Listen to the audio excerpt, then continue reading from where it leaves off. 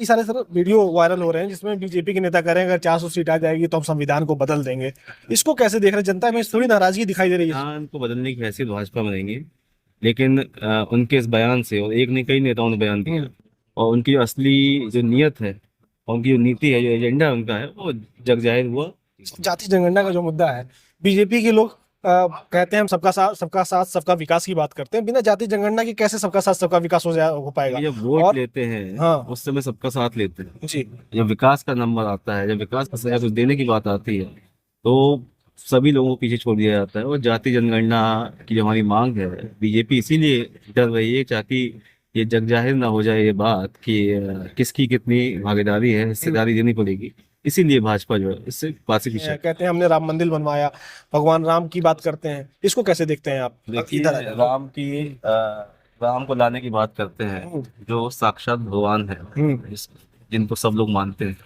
या बीजेपी या उनके नेता इतने बड़े हो गए हैं कि जो भगवान को लाने की बात कर रहे हैं, और भगवान को उन्होंने छोटा कर दिया और मोदी जी को बड़ा कर दिया। तो इस वक्त हम हैं सही में, और उत्तर प्रदेश का चुनाव चल रहा है देश का, और उत्तर प्रदेश में मैनपुरी की सीट पर अब चुनाव होने वाला है। हमारे साथ खुद तेज प्रताप जी हैं। जिस तरीके से चुनाव चल रहा है, बीजेपी ये कह रही है कि हम 80 की 80 सीटें निकालेंगे, और 2014 2019 का जो दावा था, जो वादा था, सब पूरा हो गया। आप क्या कैसे देखते हैं इसको? देखिए, अगर बात में मैनपुरी की करूँ तो भाजपा के नेताओं से अगर आप पूछेंगे तो 10 साल केंद्र और 7 साल प्रदेश की जो सरकार चली है, भाजपा में एक काम मैं कह रहा हूँ, एक काम दिखा दे अगर ये जो भाजपा ने शुरू किया और खत्म किया। समाजवादी पार्टी का लगाव रहा मैनपुरी से। और उत्तर प्रदेश की अगर बात करें तो आज भी जो भाजपा जो भी कार्यक्रम कर रही है कहीं भी, वो सब सपा के बनाए हुए कामों की जो बिल्डिंगें हैं, जो काम की वो हो रहे हैं।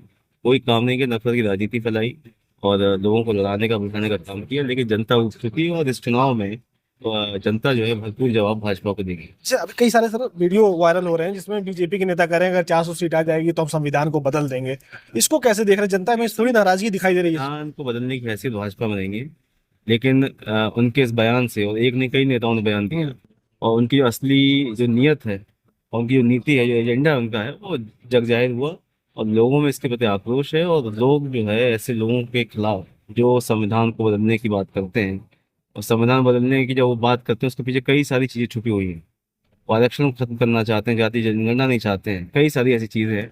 लोगों में आक्रोश है, और बहुत लोग जो है इस बात के खिलाफ, भाजपा के खिलाफ जो है वोट करेंगे इस चीज। जाति जनगणना का जो मुद्दा है, बीजेपी के लोग कहते हैं हम सबका साथ सबका विकास की बात करते हैं। बिना जाति जनगणना के कैसे सबका साथ सबका विकास हो पाएगा? ये जब वोट और लेते हैं हाँ उस समय सबका साथ लेते हैं। जी, जब विकास का नंबर आता है, जब विकास का समय कुछ देने की बात आती है, तो सभी लोगों को पीछे छोड़ दिया जाता है। और जाति जनगणना की जो हमारी मांग है, बीजेपी इसीलिए डर रही है, ताकि ये जग जाहिर ना हो जाए ये बात कि किसकी कितनी भागीदारी है, हिस्सेदारी देनी पड़ेगी।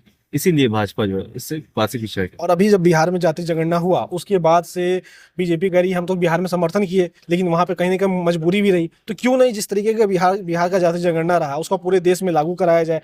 उससे उससे प्रधानमंत्री और बीजेपी के लोग नहीं भागते हैं। जब इस पे बात होती है तो धर्म का मुद्दा आगे लाते हैं, कहते हैं हमने राम मंदिर बनवाया, भगवान राम की बात करते हैं। इसको कैसे देखते हैं आप? देखिए, इधर आ जाओ। राम को लाने की बात करते हैं, जो साक्षात भगवान है, जिनको सब लोग मानते हैं। या बीजेपी या उनके नेता इतने बड़े हो गए हैं कि जो भगवान को लाने की बात कर रहे हैं, और भगवान को उन्होंने छोटा कर दिया और मोदी जी को बड़ा कर दिया। और धर्म के नाम पर बहुत उन्होंने राजनीति की, बहुत लोगों को बरगलाया फैलाया। लेकिन अब लोग जान चुके हैं, और लोग रोजगार मांग रहे हैं। महंगाई कम करने की बात हो रही है, किसानों का मुद्दा है, युवाओं का मुद्दा है।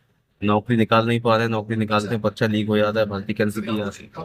तो ये सब मुद्दे हावी हैं, और लोग जो है अब हमारे साथ तेज प्रताप जी थे, बहुत बहुत धन्यवाद, आपने बात की हमारे साथ। Thank you. तो अब चुनाव में निकल रहे हैं, डिम्पल जी भी हैं साथ में, और आप देख सकते हैं दोनों लोग एक साथ चुनाव प्रचार के लिए निकल रहे हैं। और इसके बाद उनका तो कई सारा कार्यक्रम लगा हुआ है। अब देखते हैं जो यहाँ की मैनपुरी का जो चुनाव है वो कितना ज्यादा मार्जिन लेकर समाजवादी पार्टी आगे बढ़ पाती है, क्योंकि एक नया रिकॉर्ड पिछली बार उपचुनाव में समाजवादी पार्टी बनाई थी। इस बार क्या रिकॉर्ड उसको तोड़ पाएगी कि नहीं तोड़ पाएगी? बीजेपी लगातार यहाँ पर दावा कर रही है कि मैनपुरी की सीट जीत जाएगी। आपका क्या राय है? कमेंट बॉक्स में रखिएगा। नमस्कार।